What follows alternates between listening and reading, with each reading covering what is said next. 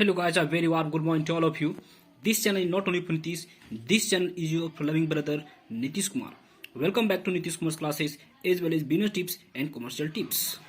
दोस्तों आज back to back नया टॉपिक आप लोग के साथ है, उसका नाम है ऑब्जेक्टिव ऑफ अकाउंटिंग। लेखांकन का क्या उद्देश्य है, इसमें हम लोग वन बाय वन करके देखने वाले हैं कि लेखांकन का उद्देश्य क्या क्या मीन है। और इससे पहले मैंने आप लोग के लिए लेखांकन की विशेषताएं, characteristic of accounting, branches of accounting, what is accounting मैं आप लोग को पहले ही अपलोड कर चुका हूं। अगर अभी तक आप नहीं देखें तो पीछे जाके आप लिस्ट में जाके वन बाय वन करके एंजॉय कर सकते हैं। तो चलते हैं दोस्तों, बिना समय को वेस्ट किए हुए हम लोग स्टार्ट करते हैं। दोस्तों लेखांकन का उद्देश्य, ऑब्जेक्टिव ऑफ अकाउंटिंग, हर चीज का कोई ना कोई उद्देश्य होता है। उद्देश्य का मतलब होता है लक्ष्य, जो आप टारगेट बनाए उसको प्राप्त करना है। तो उसी तरह सेम यहाँ पे दिया हुआ है ऑब्जेक्टिव ऑफ अकाउंटिंग, लेखांकन का क्या उद्देश्य है। तो 6 मैं आप लोग के सामने लिखा हूं, आई हैव रिटेन यू, है ना। तो पहला है आपका record of financial transaction and events, both Hindi और इंग्लिश मीडियम मैंने लिखा हूं। वित्तीय लेन देनों घटनाओं को लेखा करना, मतलब लेखांकन का पहला उद्देश्य है कि जो भी आपका ट्रांजैक्शन पैसा से संबंधित है, जो इवेंट्स या जो फाइनेंशियल ट्रांजैक्शंस, जो भी ट्रांजैक्शन पैसा से संबंधित है तो लेखांकन का भाग है। अर्थात लेखांकन कहता है कि लेन देन हमेशा रिलेटेड विथ मनी होना चाहिए। जैसे एग्जांपल के तौर पे बोल दूं कि A is a businessman who purchased goods of ₹20 lakh.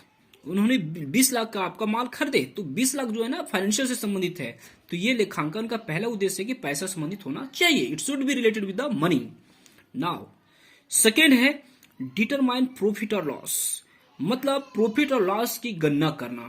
The main objective of accounting is to determine profit और लॉस, मतलब लेखांकन कहता है कि मैं सबसे पहले प्रॉफिट और लॉस की गणना करता हूं। ये लेखांकन, यही कारण है कि that's why we prepare income statement, that is trading, profit loss and balance sheet हम लोग बनाते हैं ताकि बिजनेस का फाइनेंशियल सिचुएशन को जान सके। ठीक है दोस्तों, चलते हैं तीसरा, डिटरमाइन द फाइनेंशियल पोजीशन, वित्तीय स्थिति की गणना करना। तीसरा जो उद्देश्य है वित्तीय स्थिति की गणना करना, इसका मतलब यह है कि हम लोग को इनकम स्टेटमेंट बनाना है, अर्थात बैलेंस शीट को भी तैयार करना है। उससे हम लोग ये जान सकते हैं कि बिजनेस की क्या स्थिति है, what is the situation of business in terms of financial situation, पैसा से संबंधित के बारे में बिजनेस का क्या स्थिति है। यही कारण है कि हम लोग ट्रेडिंग अकाउंट, प्रॉफिट लॉस और बैलेंस शीट बनाते हैं। Balance sheet is the mirror of financial situations, जो वित्तीय स्थिति का दर्पण होता है दोस्तों। नेक्स्ट है असिस्टिंग द मैनेजमेंट, चौथा है कि मैनेजमेंट को मदद करना, असिस्ट करना, मैनेजमेंट को हेल्प करना दोस्तों, क्योंकि बिना मैनेजमेंट का कोई भी काम जीरो है। Without management all the works are zero. Next है आपका पांचवा, communicating accounting information to users, communicate करना। The main objective of accounting to communicate users, users का मतलब उपयोगकर्ता। यूजर्स जो होता है इंटरनल भी हो सकता है, एक्सटर्नल भी हो सकता है। इंटरनल के अंदर ऑनर आते हैं, एक्सटर्नल के अंदर बैंक और भी जो भी फर्म है, आपका जो कंपनी है, वो सब चीज आती है। एक विशेष में वीडियो लेकर आऊंगा कि यूजर्स क्या होता है, how many types of users.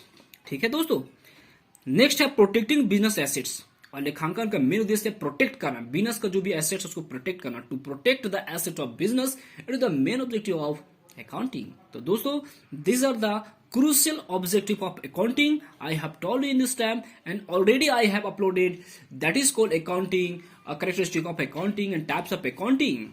Agar if have you not seen the, please you move on playlist and one by one you enjoy. On tomorrow we I talk, wish you the best. ठीक है दोस्तों, कल बात करते हैं।